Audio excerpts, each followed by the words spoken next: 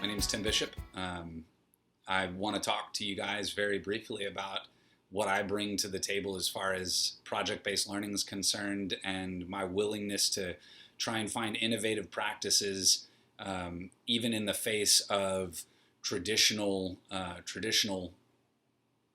teaching. Before I do, I need to get something off my chest. But you didn't know this was Road Rules confessional time. Here it comes. I used to be a very traditionally minded teacher, and the more I dig into the fact that why I had desks and why I used worksheets, I spent a lot of time doing independent, silent reading, why a lot of the instruction was teacher-led and not student-led, was not because I didn't want the students to do good work. It was because I had an overinflated sense of self. I was 26, 27 walking into a classroom, and I thought to myself, gosh, I have all of this really good knowledge I have to impart. And these kids, when they sit down and they see that I'm so smart and I have so much charisma, that they're just going to be inspired to do good work all the time. Nothing but "oh captain, my captain" moments from beginning of the day to the end of the day, 24/7. They're going to want to read more. They're going to want to write more. They're going to want to do just incredible things for the fact that I am oh so inspiring, which I still kind of think I am. So I couldn't get past myself. And what I noticed was, about halfway through the year, that I was spinning my wheels on lessons that honestly weren't going to make that big a difference. I spent 45 minutes a day for at least 3 weeks straight on daily oral language. Where does the comma go? I've circled it. I've circled the comma. Look, before the and. It's called a conjunction. And, but, or. Stop laughing at but. Stop. And I forgot, or maybe never understood, that my job as a teacher was to meet kids where they were. Education wasn't about what I had. It's what the kids need. And then I came across the Abydos Writing Institute and, found Workshop Model and found Authentic Publication. And my classroom within 3 years looked completely different. We sat on the floor, we sat on the counters, or, the kids worked out in the hallway. But in any case, I was where they were, not them coming to me. The rooms were designed by the students to work for the students, and the lessons were as minimalistic as possible in order to make sure that the kids saw themselves in what they were supposed to be learning. But I knew that I was still missing something, and I wanted to take it further. I fell butt backwards in 2014 into a graduate program at Trinity University. We were exposed to a lot of different teaching models, and not from a teacher standpoint, but more of an administrative standpoint. This word, project-based, kept popping out at me, and it sounded good. It sounded good. I even took what I learned at night back to my campus and would try and develop projects, but it still never quite hit the mark. It never was as authentic as I knew it could be. And then we took a trip, January 2015, out to High Tech High in San Diego, and I met with 8th grade teachers and 9th grade teachers, 10th grade music teachers. The ESL teacher at the senior level. I walked through their campuses and saw all of their projects, and it was just mind-blowing and incredible. But that little voice, it said, it's these kids. I don't know if these kids can accomplish that. The ever-present seed of doubt was there because I couldn't see myself able to take kids that far. I walked into the 6th grade wing and was doing a gallery walk of some of the data from independent research that they were doing. And again, I thought to myself, well, these kids have been groomed for it, and they've got the cream of the crop. There's no possible way. And I was confronted by a 6th grade boy, and this 6th grade boy just blew my mind. Wonder what these charts were really all about. Say, bro, you want me to tell you about our charts?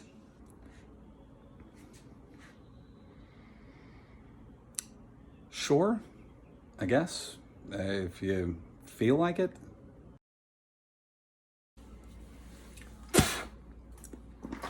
Actually, these charts have to deal with the inverse correlation between productivity and extrinsic versus intrinsic motivators.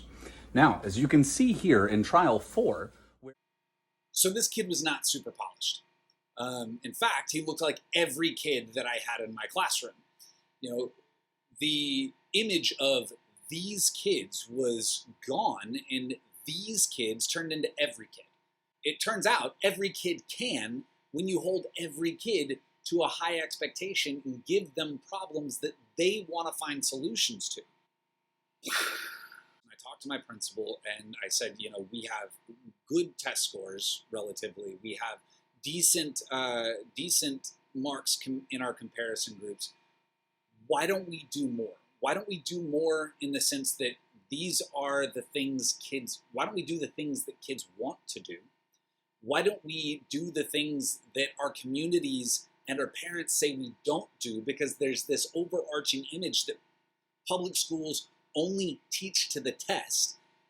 And why don't we start doing work that we are going to be proud of and that our community is going to be proud of for years to come?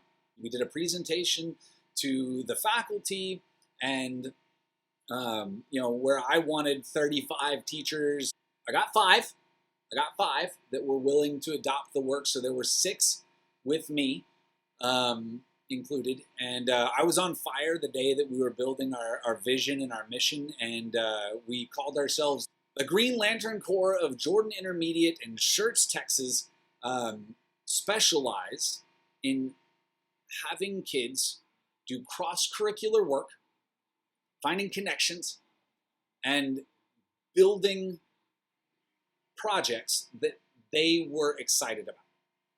Our first big win was a thing called the Colonial Fair. So the problem that we set forth was Disney.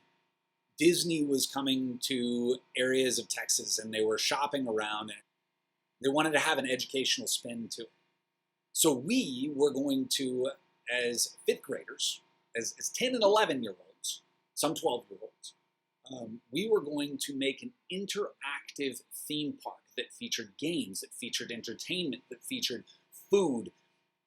And we were going to sell this as an educational theme park that Disney could come in and take from us and run with. And the results were phenomenal. The district folks wanted to know how this was going to affect the common assessments. We blew our common assessments out of the water. We blew them out of the water in reading. We blew them out of the water in math. We blew them out of the water, especially in history. We blew them out of the water in science. In all 4 subjects, we read biographies and we read essays. We made maps. We studied cultures. We looked at games. We built things. We cooked stuff. We talked about invasive species. We played music.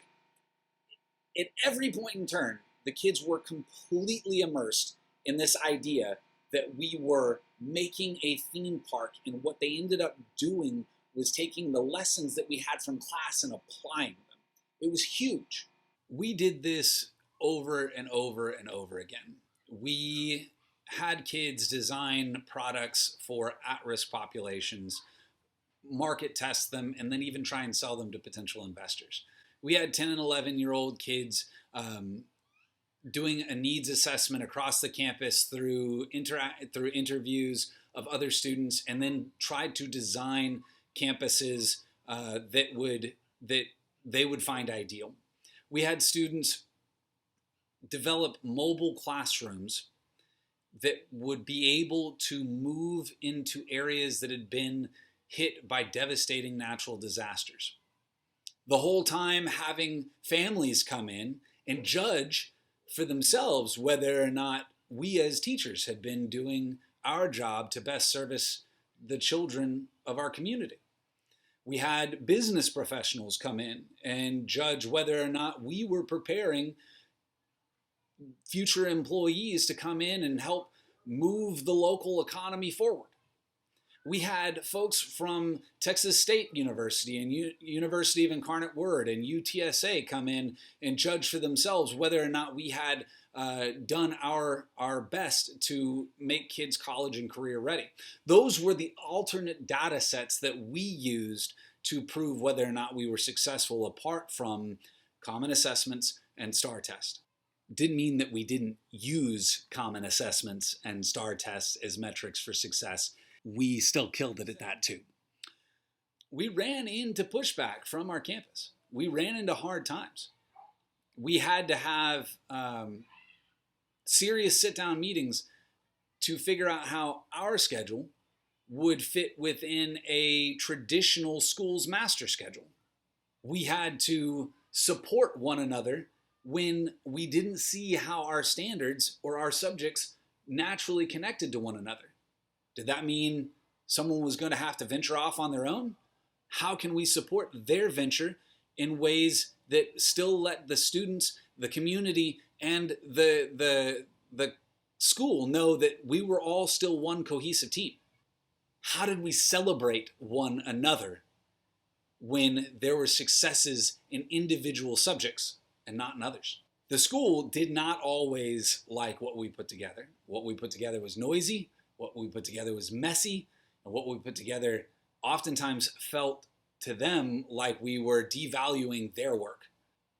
Just because I use worksheets doesn't mean I'm not a good teacher. No, we didn't always agree with how they handled things. But we also tried to always hold up our team next to our campus. My journey and move to project-based learning was something that I personally found really easy. You know, my mindset was not so settled into one particular mode of teaching that going that direction would be difficult. The thing that I ran into and the thing that I had a really hard time empathizing with was how upset folks would get at the idea that not using worksheets, that not sitting kids in rows, that not doing more traditional methods of teaching would make. I didn't know that it would make them that upset. Turns out that by doing something that seemed non-traditional, it seemed as though I was saying your traditions no longer matter or are no longer valuable. And I can see now why folks would be so upset, but in the moment it was quite difficult trying to stay true to myself while upholding the rest of the school.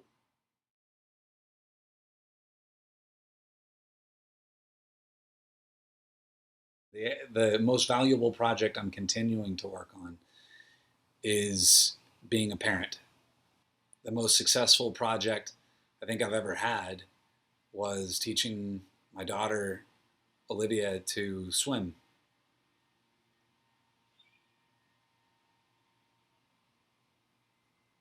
I want to be the teacher that my daughter, Olivia, and my son, David, eventually get. In the end, education is about love. Parents let their children come to school, and at the root of all of their feelings about education is a question: are my kids going to be loved the way they deserve?